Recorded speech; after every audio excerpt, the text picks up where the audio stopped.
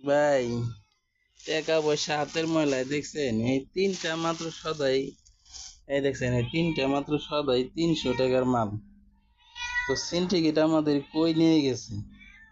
আগে মুড়ি কিনা খাইতাম 50 টাকা কেজি, এই মুড়ি এখন হয়ে গেছে 80 টাকা কেজি। ভাবা যায়?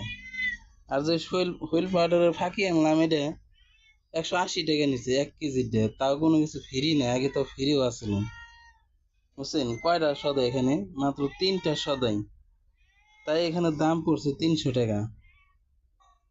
রে টাকা রে, বলছে কেমন লাগে জিনিসপত্র কিনবার গেলে। আপনাদের এই সিন্ডিকেটের কারণে আমাদের এই অবস্থাটা হয়েছে দেশে। আগে তো এরকম কখনোই ছিল না। এই সিন্ডিকেট না ভাঙতে পারলে আমাদের অনেক সমস্যা হবে। আমরা গরিব মানুষ চলতেই পারব না, বুঝতে পারছেন? কত এনে